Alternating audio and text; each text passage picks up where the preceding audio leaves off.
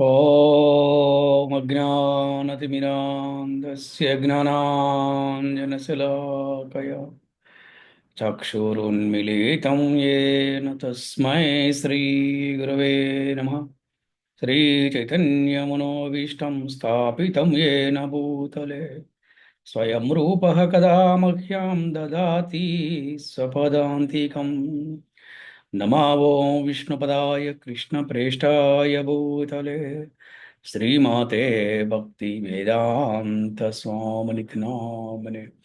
नमस्ते सरस्वती देवे गौरवाणी प्रचारिणे निर्विशेष शून्यवादी पाश्चात्य देशतारिणे। जय श्री कृष्ण चैतन्य प्रभु नित्यानंद श्री अद्वैत गदाधर श्रीवासादि गौर भक्त वृंद। हरे कृष्णा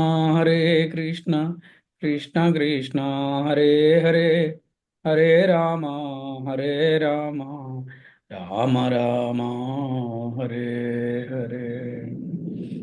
ओम नमो भगवते वासुदेवाय।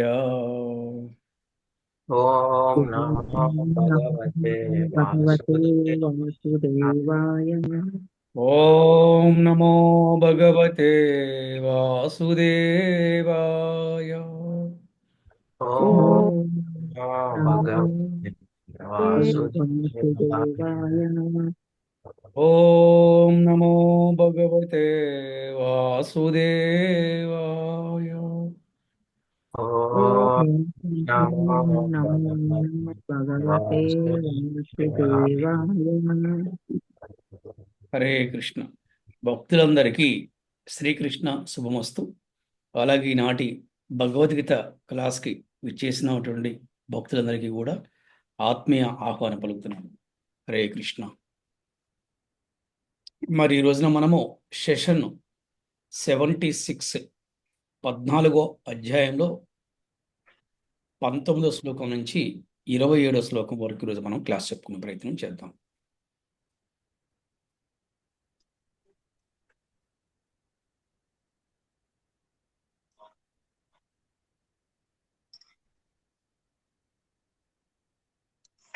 ఎవరైనా శ్లోకం చదవచ్చు? హరే కృష్ణ గురుజీ. హరే కృష్ణ. నాణ్యం గుణేభ్యః కర్తారాం యదా ద్రష్టానుపశ్యతి గుణేభ్యశ్చ పరం వేత్తి మద్భావం సో అధిగచ్చతి. హరే కృష్ణ గురుజీ. ఇక్కడ శ్రీకృష్ణ భగవానుడు అర్జునుడికి చెప్తున్నాడు అనమాట. ఏంటంటే అన్ని కార్యాల్లో కూడా కర్తలు ఎవరంటే ఈ త్రిగుణాలే తప్ప వేరే ఇతరేవి కూడా కాదు. అంటే ప్రతి కార్యం చూస్తే గనక మనము అది సత్వగుణానికో రజోగుణానికో తమో గుణానికో సంబంధించి ఉంటుంది. మనము ఈ గుణాల గురించి ఇంత ముందు క్లాసులో కూడా మనం చాలా చక్కగా చర్చించుకున్నాం. ఇక్కడ శ్రీకృష్ణ భగవానుడు ఏం చెప్తున్నంటే అన్ని కార్యాలలో కూడా ఈ గుణాలు అనుసరించే వాళ్ళ యొక్క కర్మలు చేస్తూ ఉంటారు. అటువంటి వాటి గురించి ఎప్పుడైతే వివేకవంతులు తెలుసుకుంటారో, వివేకవంతులు అంటే అటువంటి వారి గురించి తెలుసుకున్న వాడికి వారిని వివేకవంతులు అన్నారు. అలాగే నన్ను గుణాలకు అతీతిగా తెలుసుకుంటారో వారు నా దివ్యమైన స్వభావాన్ని పొందుతారు అని శ్రీకృష్ణ భగవానుడు ఈ శ్లోకం ద్వారా తెలియజేస్తున్నాడు. అంటే భగవంతుడు గుణాతీతుడు అన్న విషయం మనం చాలా క్లియర్గా గుర్తుపెట్టుకోవాలి. అలాగే భగవంతుణ్ణి అనుసరించే భక్తులు కూడా గుణాతీతులు కావాలని ప్రయత్నిస్తూ ఉంటారు. శుద్ధ భక్తులు కూడా గుణాతీతులే. అందుకే మనము ఇంతకుముందు కూడా చాలా చెప్పుకున్నాము. రాముడు కానీ కృష్ణుడు కానీ వారు చేసినటువంటి కర్మలన్నీ కూడా దివ్యమైనవి, కానీ మానవుల కర్మలు మాత్రం భౌతికమైనవి. అందుకని ఎవరు అంటూ ఉంటారు అంటే కృష్ణుడు చనిపోయాడు లేదా రాముడు చనిపోయాడు.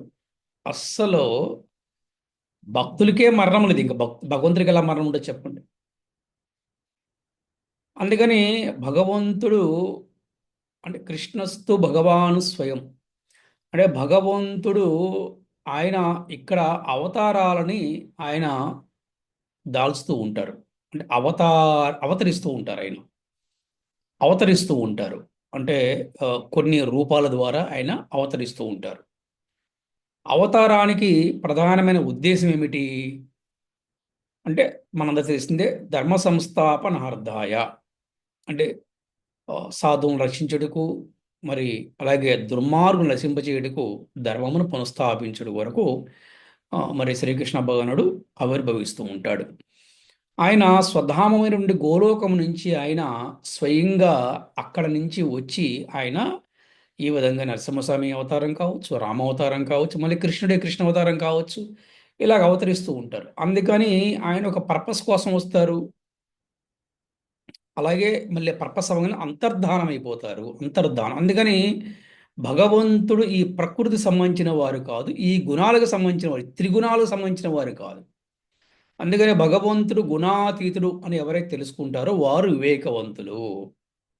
అంతేకాకుండా వారు భగవంతుడి యొక్క దివ్యమైన స్వభావాన్ని పొందుతారంట. చూడండి, కొంతమంది చూస్తే మనకి అబ్బా కృష్ణుని చూసినట్టే ఉంది, కృష్ణుడితో మాట్లాడుతున్నట్టే ఉంది అనే భావన కలుగుతుంది. ఎందుకంటే వారు కృష్ణుని అనుసరిస్తూ ఉంటారు కాబట్టి. ఒక్కసారి మనకు దీని గురించి భాష్యములో మన ISKCON founder Acharya is divine grace భక్తి వేదాంత స్వామి ప్రభుపాదుల వారు ఏ విధంగా రచించారు ఒకసారి మనం చూద్దాం. భాష్యం ఎవరైనా చదవండి చక్కగా. హరే కృష్ణ ప్రభుజీ, నేను చదువుతాను. చదవండి ప్రభు. శ్రీల ప్రభుపాదుల వారి భాష్యంకి జై, శ్రీల గురుదేవులకి జై.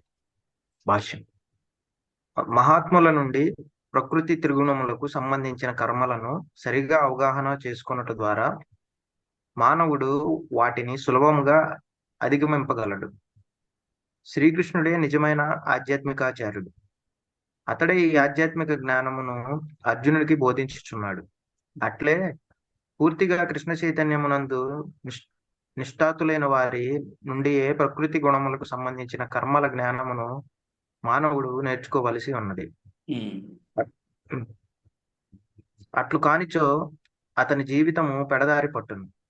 ప్రామాణికుడైన ఆధ్యాత్మికాచార్యుని బోధన ద్వారా జీవుడు తన ఆధ్యాత్మిక స్థితిని, భౌతిక దేహమును, తన ఇంద్రియములను గూర్చియు, తాను ఏ విధంగా బంధింపబడిన విధమును గూర్చియు, భౌతిక ప్రకృతి త్రిగుణముల మాయలో తానున్న విధమును గూర్చియు ఎరుగగలడు. ఇక్కడ చూడండి, సంసారదావా నరలీడలోక త్రణాయ కారుణ్య గుణగణత్వం. అంటే ఈ సంసారం అనే బంధాన్ని నుంచి ఒక ఆధ్యాత్మిక గురువు మనల్ని ఉద్ధరించి ఆ బంధాన్ని విముక్తులు చేస్తారు. అట్లాగే ఆధ్యాత్మిక ఆచార్యుని దగ్గర నుంచి మనం శిక్షణ పొంది వారి ద్వారా తెలుసుకొని మనము ఈ త్రిగుణాల నుంచి బయటపడతాము అనే విషయం చాలా క్లియర్ ఇక్కడ జరుగుతున్నారు అనమాట. అంతే. అప్పుడు ఎప్పుడైతే ఆధ్యాత్మిక గురువు మనల్ని ఏ విధంగా ఉద్ధరిస్తారంటే, ఆధ్యాత్మిక గురువు మన యొక్క ఆత్మని ఉద్ధరిస్తారు. అటువంటి మహాత్ముల ద్వారా నిష్ఠాతులైన వారి నుంచి మనుజుడు గుణముల దృష్ట్యా జ్ఞానాన్ని నేర్చుకోవాల్సి ఉన్నది, లేకపోతే తప్పుదారి పడిపోతారనమాట. ఇక్కడ ఆధ్యాత్మిక గురువు యొక్క విశిష్టత, ఆధ్యాత్మిక గురువు యొక్క ఇంపార్టెన్స్ అనేది ఈ యొక్క భాష్యంలో చాలా క్లియర్గా చక్కగా చెప్పారన్నమాట. అంటే మహాత్ములైన వారు నిష్ఠాతులైన వారి నుంచి జ్ఞానమును పొందాలి అనేది చాలా చక్కగా ఈ ఈ యొక్క భాష్యంలో మనకి తెలియజేశారు శ్రీల ప్రభుపాది వారు. కంటిన్యూ చేయండి ప్రభు. ఓకే. ఈ గుణముల వశమునందున్నప్పుడు అతడు నిస్సహాయుడగును. కానీ అతడు తన నిజస్థితిని గ్రహింపగలిగినప్పుడు ఆధ్యాత్మిక స్థితికి అవకాశమును కలిగించు గుణాతీత స్థితిని చేరగలడు. వాస్తవమునకు జీవుడెన్నడును వివిధ కర్మలకు కర్త కాడు. అతడు భౌతిక ప్రకృతికి చెందిన ఒక ప్రత్యేక గుణముచే నడుపబడు ప్రత్యేకమైన దేహము నందున్న ఉండుటచే బలవంతముగా అట్లు వర్తింపజేయబడుచున్నాడు. మానవుడు ఆధ్యాత్మిక జ్ఞానమునందు నిష్ఠాతుడైన మహాత్ముని సహాయము లేనిదే తాను వాస్తవంగా ఎట్టి స్థితిలో ఎందున్నాడో తెలుసుకొనజాలడు. ఇక్కడ చూడండి, ఒక్కొక్కసారి ఏంటి ఎక్కువగా కూడా అసలు మన గురించి మనకు తెలవదు. అంటే what is our real identity అసలు మనకు తెలవదు. ఇక్కడ భూలోకము జన్మ తీసుకున్న తర్వాత ఏదో గుణానికి అతను లోనయ్యి ఆ గుణం ప్రకారంగా అతను ప్రవర్తిస్తూ ఉంటాడు. ఆ గుణానికి అనుగుణంగా అతను జీవిస్తూ ఉంటాడు. కానీ ఎప్పుడైతే ఆధ్యాత్మిక గురువుని మనం స్వీకరించామో, ఆధ్యాత్మిక గురించి మన జ్ఞానాన్ని పొందుతున్నామో మనకు తెలుస్తుంది what is my real identity అని తెలుస్తుంది అనమాట. అంతేకాకుండా మనలో ఉన్నటువంటి శక్తిని, మనలో ఉన్నటువంటి నిజమైనటువంటి ఒక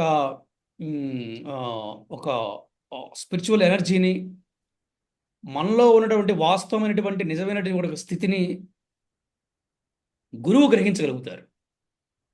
అందుకే ఇప్పుడు మనం చూస్తే ఒక బెస్ట్ ఎగ్జాంపుల్ చెప్పుకోవాలంటే అసలు ప్రభుపాదు వారు వారి ఆధ్యాత్మిక గురువు అంటే భక్తి సిద్ధాంత సరస్వతి ఘోష మహారాజ్ గారిని కలుసుకున్నప్పుడు మొట్టమొదటిలోనే ఆయన ఆదేశం ఇచ్చారు. ఇప్పుడు జనరల్గా చూడండి, ఒక గురువు శిష్యుడికి ఎంతోకాలం ట్రైనింగ్ ఇవ్వాలి, ఆ తర్వాత సేవ ఇస్తూ ఉంటారు. కానీ ఇక్కడ చూస్తే శ్రీల ప్రభుపాదు వారు ఎప్పుడైతే తన ఆధ్యాత్మిక గురువు భక్తి సిద్ధాంత సరస్వతి మహారాజ్ని కలుసుకున్న మొట్టమొదటి టైంలోనే ఆయన చాలా చక్కగా చెప్పారు, మీరు ఆంగ్లం బాగా మాట్లాడుతున్నారు, మీలాంటి వారు మరి అమెరికా లాంటి దేశాలకు వెళ్ళి మీరు ఎందుకు ప్రచారం చేయకూడదు అని చెప్పడం జరిగింది అనమాట. అది గురువు ఆదేశం అంటే.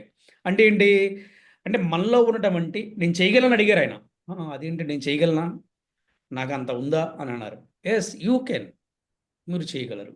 అంటే ఒక ఆధ్యాత్మిక గురువు మనల్ని ఉద్ధరిస్తారు. ఒక ఆధ్యాత్మిక గురువు తెలుస్తుంది మన యొక్క నిజస్థితి ఏంటి,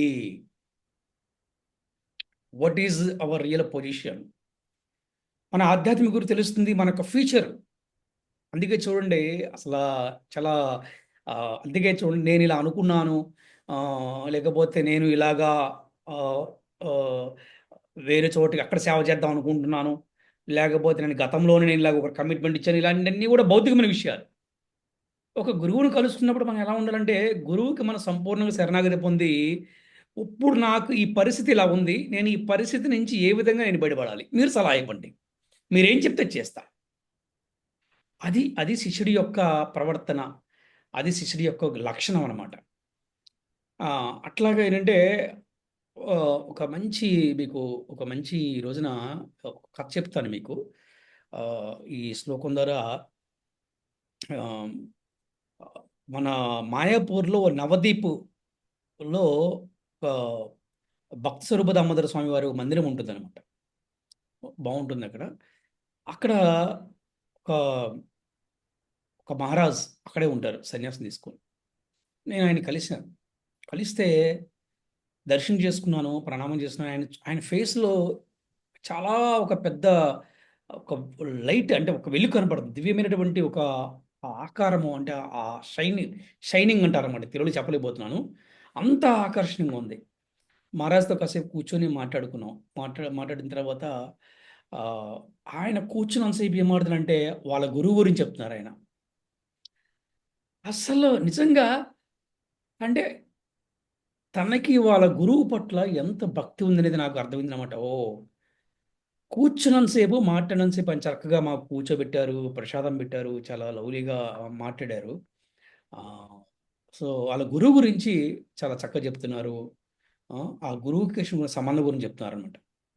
ఆ తర్వాత వచ్చేసిన తర్వాత నేను ఆ మహారాజ్ క్లోజ్ ఫ్రెండ్ ఒక ఆయన ఐఐటి ప్రొఫెసర్, అతను నాకు చాలా క్లోజ్. ఆయనతో మాట్లాడాను, ఇలా మహారాజుని నేను దర్శనం చేస్తున్నాను అంటే ఆయన ఏం చెప్పారంటే, నాకు ఈ మహారాజు ఇలా అవడానికి ఒక కారణం ఉందని చెప్పారనమాట. ఏంటి కారణం అంటే, ఈ మహారాజు ఫారినర్.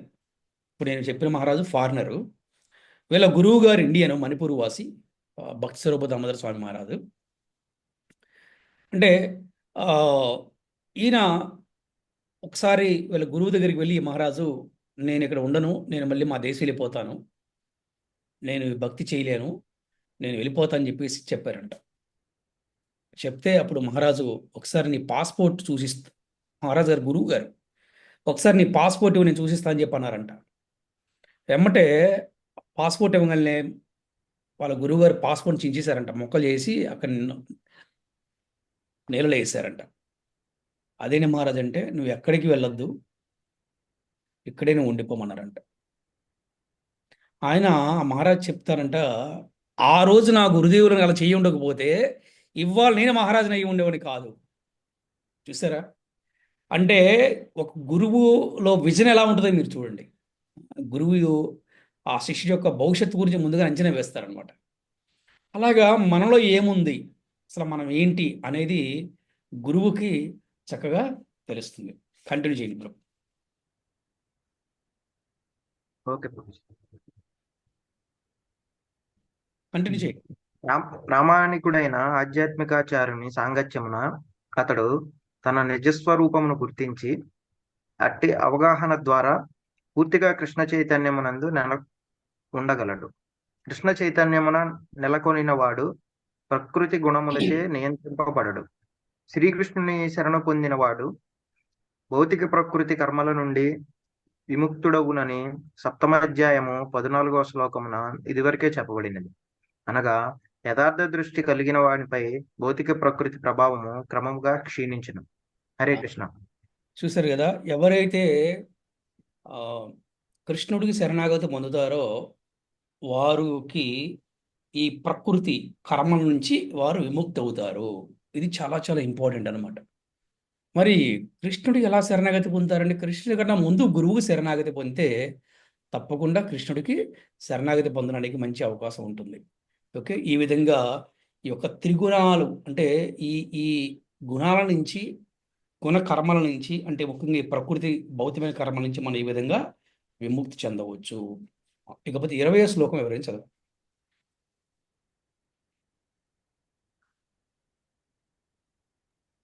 హరే కృష్ణ గురూజీ. పద్మావతి గురూజీ.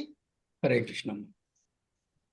గుణానేతాననీతిత్య త్రీందేహి దేహ సముద్భవాన్ జన్మ మృత్యు జరా దుఃఖై విముక్తో మృతమశ్నుతే. హరే కృష్ణ గురూజీ.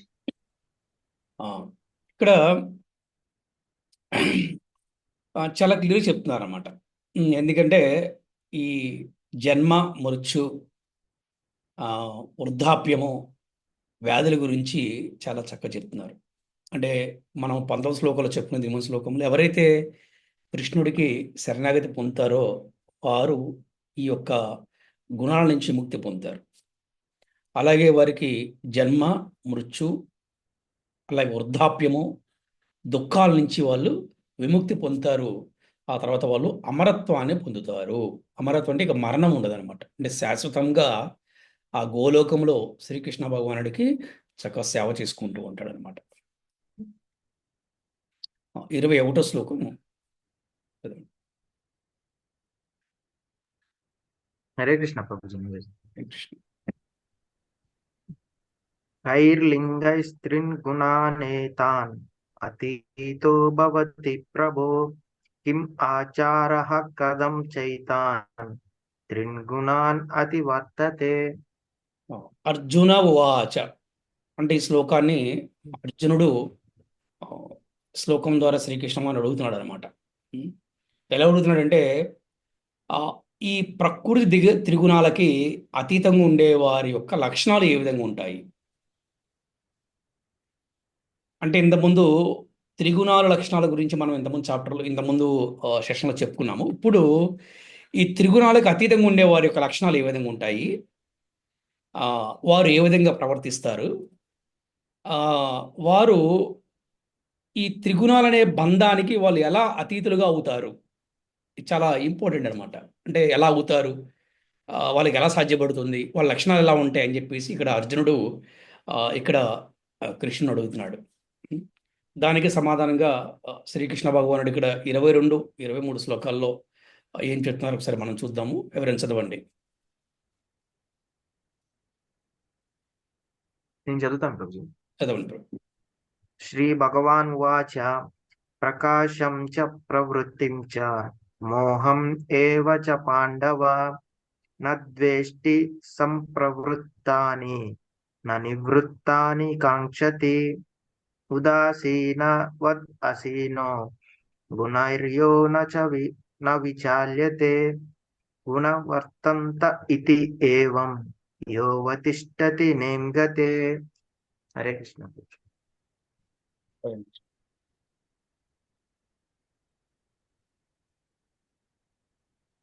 ప్రభు 24-25 కూడా చదవండి. 24-25.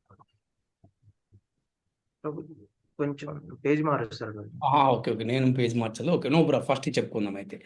సో ఓ అర్జున, ఈ త్రిగుణాలకి అతీతులైన వారు ఆ, ఎలా ఉంటారంటే వాళ్ళు అంటే ప్రకాశమును కానీ, అంటే సత్వగుణంతో కూడినటువంటి ప్రకాశమును కానీ, అలాగే ఆ, రజోగుణమైనటువంటి కార్యకలాపాలను కానీ, లేదా మోహభ్రాంతిని కానీ, అవి పుష్కలంగా ఉన్నప్పుడు వాటిని ద్వేషించరు, లేదా అవి లేనప్పుడు వాటిని కాంక్షించరు. ఉంటేనేమో వాటి పట్ల వారు ఆ, వాటిని ద్వేషించరు, లేకపోతే వాటిని కాంక్షించరు. అంటే వాటిని ఏమంటారు, వాటి పట్ల వాళ్ళకి ఎటువంటి మోహం ఉండదు అనమాట. వారు ప్రకృతి గుణముల పట్ల తటస్థముగా ఉదాసీనంగా ఉండి వాటిచే అలజడి గురుగారు. గుణములే ప్రవర్తించుచున్నవని వాళ్ళు పూర్తిగా తెలుసుకుంటారు అనే దాని గురించి ఇక్కడ మనకు చాలా చక్కగా క్లియర్గా మనకి తెలుస్తుంది. ఒక నిమిషం.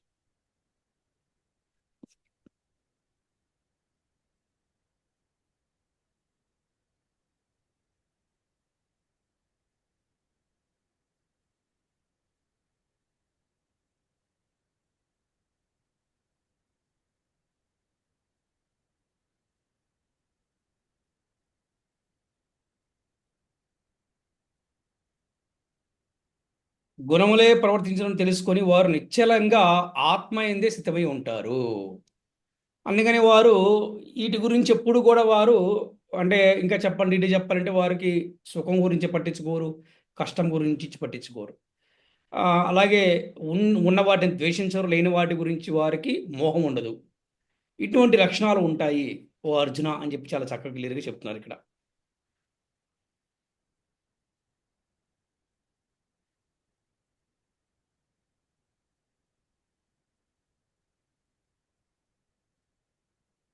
ఒకసారి 24-25 శ్లోకాలు ఏ విధంగా చెప్పారో స్వామివారు చూద్దాం. ఒకసారి చదవండి ఎవరైనా.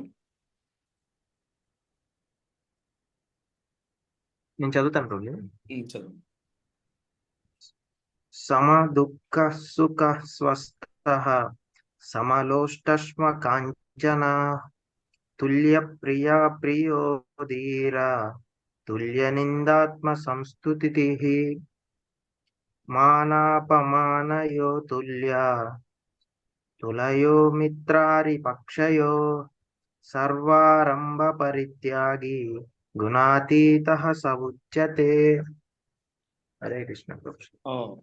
సుఖ దుఃఖాలలో ఒకే రీతిగా ఉండేవారు, అలాగే ఆత్మభావన యందే వారు స్థితమై ఉండేవారు. అంటే మనం ఇంతకుముందు కూడా శ్లోకాల్లో మనకి వస్తుంది. అంటే మాత్రా స్పశ్శాస్తు కౌంతేయ శీతోష్ణ సుఖ దుఃఖద ఆగమాపాయినో నిత్య స్థాం స్థితి సత్వ భారత. అంటే ఈ కష్ట సుఖాలు అనేవి ఈ యొక్క ఎండాకాలము శీతాకాలంలాగా వస్తూ ఉంటాయి. వాటి ఎందుకు కలత చెందకుండా స్థిరంగా ఉండేవారిని ధీరులు అంటారు. అటువంటి ధీరుడు నాకు ప్రియమైన వారని చెప్తున్నాడు. అంటే ఆ విధంగా వారు, అంటే ఈ త్రిగుణాలకి విముక్తులైన వారు ఇలా ఉంటారు. ఎలాగా సుఖ దుఃఖాల్లో కూడా ఒకే రీతిగా ఉంటారు. అంటే వాడు దుఃఖం వచ్చినప్పుడు ఏడుస్తూ, సుఖం వచ్చినప్పుడు దగ్గరికి అంతే అలా ఉండరు అనమాట. అలాగే వారు ఎప్పుడు కూడా ఆత్మభావాన్ని స్థితమై ఉంటారు. ఆత్మ గురించి ఆలోచిస్తూ ఉంటారు. ఈ శరీరం ఏముంది, వాళ్ళు ఉంటే రేపు పోతుంది, దీని గురించి ఎందుకు, మనం ఎప్పుడు కూడా ఆత్మభావన ఎందే మనం ఉండాలి అనేది ఉంటారు. అలాగే మట్టి ముద్ద, అలాగే రాయి, బంగారం, వీటన్నింటినీ కూడా సమానంగా చూస్తాడు.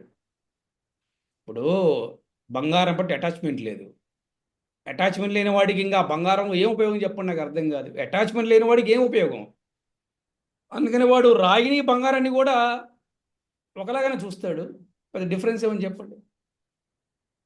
అలాగే అనుకూల ప్రతికూల పరిస్థితులు కూడా ఒకే రీతిగానే ఉంటారు. ఇప్పుడు ప్రచారం చేసే వాళ్ళు ఉంటారు మన మన ఇస్కాన్లో. మరి ప్రచారం చేసే ప్రచారకులు మరి ఎలా ఉంటారు చెప్పండి? ప్రతిసారి అన్నీ ఇక్కడ ఫెసిలిటీస్ రెడీగా ఉంటాయి ఏంటి, అన్ని ప్లగ్ అండ్ ప్లే ఉంటుందా అంటే కుదరదు. అనుకూల ప్రతికూల పరిస్థితుల్లో కూడా ఒకే రీతిగా ప్రవర్తిస్తూ ఉంటారు, ఒకే రకంగా ఉంటారు. వాళ్ళు ఉండగలిగితేనే సక్సెస్ అవుతారు, లేకపోతే అవ్వరు. అలాగే తెలివైన వారు కృష్ణ భక్తులు చాలా తెలివైన వారు, చాలా తెలివైన వారు. They are very very smart. కృష్ణుడు ఎంత తెలివైన వాడు, కృష్ణుని అనుసరించే భక్తులు కూడా అంతే తెలివిగా ఉంటారు. అలాగే నిందాస్తుతులను రెండింటిని కూడా సమముగా స్వీకరించేవారు. మనకు తెలుసు, తృణాదపి సునీచేన తరోరివ సహిష్ణున అమానినమానదైన కీర్తనీయ సదాహరి. ఏమంటున్నారు ఇక్కడ అంటే, వృక్షము కన్నా అధికమైన ఓర్పును కూడి, మరి రహదారి అందరు తునమ కన్నా తాను తక్కువ నమ్రతను కలిగి, వృక్షమున కన్నా అధికమైన ఓర్పును కూడి, ఇతరులు అగౌరవపరిచినను వారికి సమస్త గౌరవమును ఇచ్చబడిన స్థితి ఎందే మనుషుడు హరినామను ఉచ్చరించవాలని చెప్తున్నారు. అంటే వీరు అఘోరాలతో వాళ్ళకి సంబంధం లేదు, రెండింటిని కూడా వాళ్ళు సమముగా స్వీకరిస్తారు. అలాగే శత్రువుని మిత్రుని కూడా ఒకేలాగా చూస్తారు. ఇది చాలా కష్టం కదా. ఎలా చూస్తారు శత్రువుని మిత్రుని అంటే, ఒక టెక్నిక్ చెప్తాను మీకు.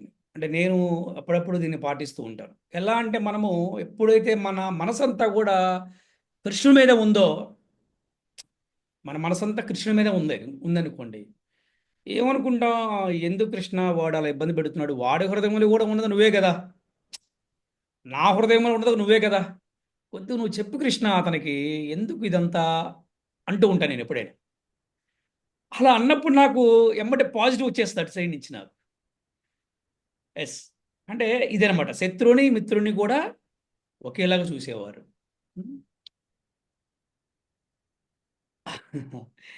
ఈ విధమైన వారందరూ కూడా త్రిగుణాలకు అతీతులైన వారని చెప్పబడతారు. అది అంటే గుణాతీతుల యొక్క లక్షణాలు ఎలా ఉంటాయి అని శ్రీకృష్ణ భగవానుడు చాలా చక్కగా చెప్తున్నాడు ఇక్కడ. సుఖదుఖాల్లో ఒకే రకంగా ఉండేవారిని, ఎప్పుడు ఆత్మభావనతోనే ఉంటారు, రాయిని బంగారాన్ని కూడా ఒకే విలువగా చూస్తాడు, అనుకూల ప్రతికూల పరిస్థితులు కూడా ఒకే రకంగా ఉంటారు, తెలివైన వారు, గౌరవాన్ని వారు కోరుకోరు, ఎవరిని అవమానించినా కూడా వాళ్ళని పట్టించుకోరు, మరి శత్రువుని మిత్రుని కూడా ఒకేలాగా చూస్తారంట. సో ఇటువంటి లక్షణాలు ఎవరైతే ఉన్నారో వారు త్రిగుణాలకు అతీతులైన వారుగా చెప్పవచ్చు. అంటే ఇక్కడ మనం తెలుసుకోవచ్చానంటే, భగవంతుడు గుణాతీతుడు, త్రిగుణాతీతుడు, భక్తులు కూడా త్రిగుణాతీతులే, విశుద్ధ భక్తులు.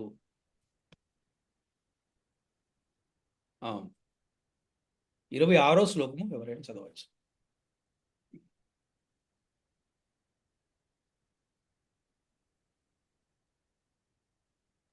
ప్రభుజీ నేనే చదువుతాను. చదవండి ప్రభుజీ.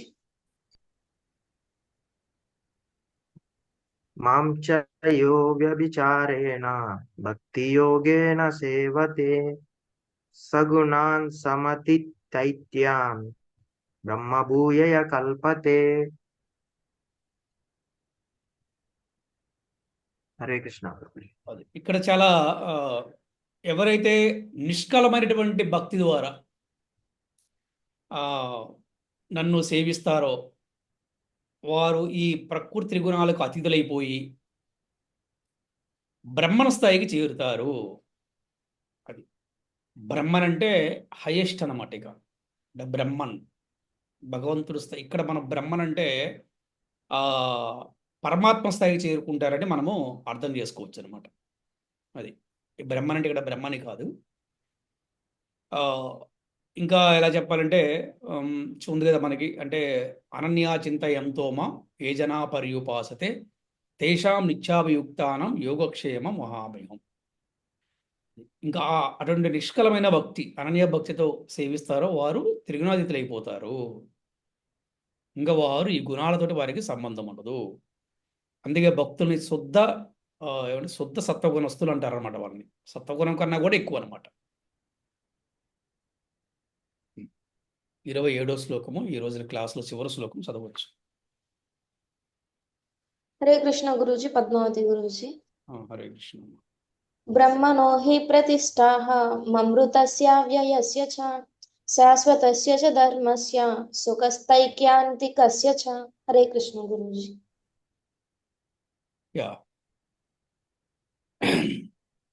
ఈ నిరాకార బ్రహ్మానికి, సనాతన ధర్మానికి కూడా దివ్యమైన ఆనందానికి నేనే ఆధారం అని శ్రీకృష్ణ భగవానుడు చెప్తున్నాడు. అంటే నిరాకారవాదులు ఉన్నారు మనకి. అంటే నిరాకారవాదులు ఉంటారు. ఆ, మనకి 12వ అధ్యాయంలో వస్తుంది. భక్తి యుగంలో ఆ, అర్జునుడితో శ్రీకృష్ణుడిని ఆ, నిరాకారవాదులు సాకారవాదుల్లో ఎవరు ఉమ్, మిన్న అని లేనప్పుడు భగవంతుడు చెప్తాడో ఆ, నిరంతరము నా స్వీయ రూపాన్ని ధ్యానించు వారిని సాకారవాదులు అంటారు. అటువంటి వారు ఆ, ఉత్తమైన వారు అని చెప్పబడుతుంది అనమాట. అటువంటి నిరాకారవాదులు అంటే వారు ఆ, బ్రహ్మలోకానికి చేరుకుంటారన్నమాట. అంటే వారు యొక్క సిద్ధాంతం ఏమిటంటే భగవంతుడి ఆకారం లేదు, అంతా శూన్యమే అనే ఒక వారు ఉన్నారు. అటువంటి వారికి కూడా ఆధారం భగవంతుడే. అంటే ఇది ఎందుకు మళ్ళీ వారికి ఆధారం భగవంతుడే అని ఎక్కడైనా ప్రశ్న రావచ్చు. అంటే ఇక్కడ ప్రతి ఒక్కరూ కూడా మ్, ఆ, ఏ స్థాయిలో ఉండాలన్నా కూడా వారు చేసినటువంటి పూర్వజన్మ ప్రారంధ కర్మ వలనే అది జరుగుతుందన్నమాట. కర్మ సిద్ధాంతం అంటారు. అలాగే కొంతమంది వారు కర్మానుసారము వారు చేసేటువంటి ఆమ్, కార్యాలు వీటిని బట్టి వారు కొంతమంది స్వర్గానికి, కొంతమంది నరకానికి, మరి కొంతమంది బ్రహ్మలోకానికి, దాన్ని సత్యలోకం అంటారు. మరి కొంతమంది వైకుంఠానికి, కొంతమంది గోలోకానికి, ఇలాగా రకరకాలు వెళ్తూ ఉంటారు. అటువంటి బ్రహ్మలోకానికి కూడా ఆధారము భగవంతుడే. వారికి శక్తి కూడా భగవంతుడి నుంచే వస్తుంది. అలాగే సనాతనమైన ధర్మానికి కూడా భగవంతుడి ఆధారము. ఎందుకంటే ఏ విధంగా ధర్మము సనాతనమైనదో భగవంతుడు కూడా సనాతనమైన వాడు. అందుకని భగవంతుడికి ఆ, పుట్టుక మరణం అనేది ఉండదు. దివ్య ఆనందానికి భగవంతుడి ఆధారము. చూడండి, ఎప్పుడైతే మనం హరినామ సంకీర్తన చేస్తామో మనకి ఎంతో ఆనందం వస్తుంది. చూడండి, ఎక్కడి నుంచి వస్తుంది ఆనందం అంటే ఎప్పుడైతే మనం భగవంతుడిని కీర్తిస్తున్నామో మనకి ఆనందం వస్తుంది. ఎప్పుడైతే భగవద్గీతని మనం చదువుతున్నామో మనకి ఆనందం వస్తుంది. ఎప్పుడైతే భాగవతము మనము ఆ, శ్రవణం చేస్తున్నామో మనకు ఆనందం వస్తుంది. కారణం ఏంటంటే భగవంతుడే ఆనందమేడు, నిత్యానందమేడు అనమాట. మనం చూస్తే గనుక ఈశ్వర పరమ కృష్ణ సచిదానంద విగ్రహ అనాదిరాది గోవింద సర్వకారణ కారణం అని మనం చెప్పుకున్నాం. అంటే ఈశ్వర అంటే ఈశ్వరుడు కృష్ణుడే, మరి పరమ అంటే పరమాత్ముడు కృష్ణుడే, కృష్ణ అంటే పరమ ఆనందంగా ఉండేవాడు. మరి అలాగే సచ్చిదానంద విగ్రహ,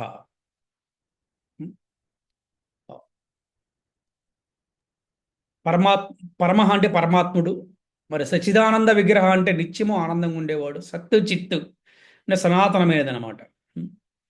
ఆయన సచ్చిదానంద విగ్రహం, నిత్యం ఆనందంగా ఉండేవాడు. అనాది రాది గోవింద, ఆది లేదు అంతము లేదు, వాడే గోవిందుడు. పుట్టుక లేదు మరణము లేదు, ఆయనే గోవిందుడు. అందుకే అనాది రాది గోవింద సర్వకారణ కారణం. ఇక్కడ అది చెప్తున్నారు, నిరాకార బ్రహ్మానికి కూడా ఆధారం భగవంతుడే. ఆ బ్రహ్మలోకానికి కూడా శక్తి భగవంతునిచే వస్తుంది. ఈ సమస్త లోకాలకి, ఈ సమస్త మండలాలకి అన్నిటికి కూడా శక్తి భగవంతునిచే వస్తుంది. అందుకేం చెప్తున్నాడు ఆయన, వాటన్నిటికీ నేనే ఆధారాన్ని. అఖండమైన దివ్య ఆనందానికి కూడా నేనే ఆధారాన్ని అంటున్నాడు అన్నమాట. ప్రతి ఒక్కడికి ఆనందం వస్తుందంటే ఆనందము భగవంతుడు దయా కరుణ ప్రేమ వల్లనే వస్తుంది. సో ఈ విధంగా మనకి 14వ అధ్యాయము అంతా కూడా మనకి ప్రకృతి యొక్క త్రిగుణాల గురించి చెప్పారు. అసలు ప్రకృతి అంటే ఏంటి, గుణాలంటే ఏంటి, ఈ గుణాలు వాళ్ళు ఏ విధంగా ప్రవర్తిస్తారు, సత్వగుణం వల్ల ఎలా ప్రవర్తిస్తారు, మరి రజోగుణం వల్ల ఎలా ప్రవర్తిస్తారు, తమో గుణం వల్ల ఎలా ప్రవర్తిస్తారు, వారి లక్షణాలు ఎలా ఉంటాయి, అలాగే మళ్ళీ ఈ త్రిగుణాతీతులు అంటే ఈ తర్వాత వాళ్ళ లక్షణాలు ఎలా ఉంటాయి, తర్వాత ఈ ప్రకృతి త్రిగుణాల నుంచి వాళ్ళు ఎలాగ విముక్తి పొందుతారు, ఏం చేసి విముక్తి పొందుతారు అనే గురించి చెప్పారు. ఎవరైతే శ్రీకృష్ణ భగవానుడికి సంపూర్ణ శరణాగతి పొందుతారో వారు ఈ ప్రకృతి త్రిగుణాల నుంచి విముక్తి పొందుతారని చెప్పారు. మరి వారికన్నా ముందు ఒక ప్రామాణికమైన గురువుని ఆశ్రయించి వారి దగ్గర మన జ్ఞానాన్ని నేర్చుకొని కృష్ణుడి కన్నా ముందు గురువుకి సంపూర్ణ శరణాగతి పొందటం వల్ల ఆ జ్ఞానం ద్వారా మరి భగవంతుడికి సేవ చేయటం ద్వారా మనం కూడా కృష్ణుడికి సంపూర్ణమైన శరణాగతి పొందగలము. అలాగా త్రిగుణాల నుంచి ఏ విధంగా విముక్తి పొందగలరో చెప్పారు. త్రిగుణాల నుంచి విముక్తి పొందిన తర్వాత త్రిగుణాతీతులు వారి లక్షణాలు ఎలా ఉంటాయి కూడా అర్జునుడు అడిగాడు, శ్రీకృష్ణుడు చాలా చక్కగా చెప్పారు. ఇవాళ క్లాస్ అంతా అదే కదా, వాళ్ళ లక్షణాలు ఎలా ఉంటాయి అనేది కూడా చాలా చక్కగా చెప్పారు. ఎలాగా మనం చెప్పుకున్నాం అని ఏమంటే సుఖ దుఃఖాల్లో ఒకే రీతిగా ఉంటారు, ఎప్పుడు ఆత్మభావన ఎందే ఉంటారు, రాయిని బంగారాన్ని సమంగా చూస్తారు కదా, అనుకూల ప్రతికూల పరిస్థితులు కూడా ఒకేలా ఉంటారు, గౌరవ అఘోరాలని పట్టించుకోరు, శత్రుని మిత్రుని ఒకేలాగా చూస్తారు. ఇవన్నీ కూడా గుణాతీతుల యొక్క లక్షణాలు అన్నమాట. ఈ విధంగా మనము చాలా చక్కగా 14వ అధ్యాయాన్ని మనం పూర్తి చేసుకున్నాము. మళ్ళీ తిరిగి మనం రేపు 15వ అధ్యాయం మళ్ళీ మనం ప్రారంభించుకుందాము. ఓకే. హరే కృష్ణ కృష్ణ కృష్ణ హరే హరే, హరే రామ రామ రామ హరే హరే. ప్రభుపాదికి జై, అనంత కోటి వైష్ణవ భక్త వృందకి జై. హరి హరి ఓ. సో హరే కృష్ణ. మీలో ఎవరికైనా ప్రశ్నలు ఏమైనా సందేహాలు ఉంటే అడగవచ్చు. హరే కృష్ణ. హరే కృష్ణ కృష్ణ కృష్ణ హరే హరే, హరే రామ రామ రామ హరే హరే. హరే కృష్ణ కృష్ణ కృష్ణ కృష్ణ కృష్ణ కృష్ణ హరే హరే హరే హరే రామ రామ హరే రామ హరే హరే కృష్ణ హరే కృష్ణ హరే కృష్ణ హరే కృష్ణ కృష్ణ హరే హరే హరే రామ హరే రామ హరే రామ రామ హరే హరే. హరే కృష్ణ గురుజీ, దండవత్ ప్రణామం. హరే కృష్ణ. దండ ప్రణామం తల్లి. హరే కృష్ణ. హరే కృష్ణ గురుజీ, ధన్యవాదాలు. కృష్ణ దండవత్ ప్రణామం. హరే కృష్ణ గురూజీ, దండోత్ ప్రణామం. హరే కృష్ణ తల్లి. దండ ప్రణామం తల్లి. హరే కృష్ణ గురూజీ, ధన్వత్ ప్రణామం. హరే కృష్ణ తల్లి. దండ ప్రణామం తల్లి. హరే కృష్ణ.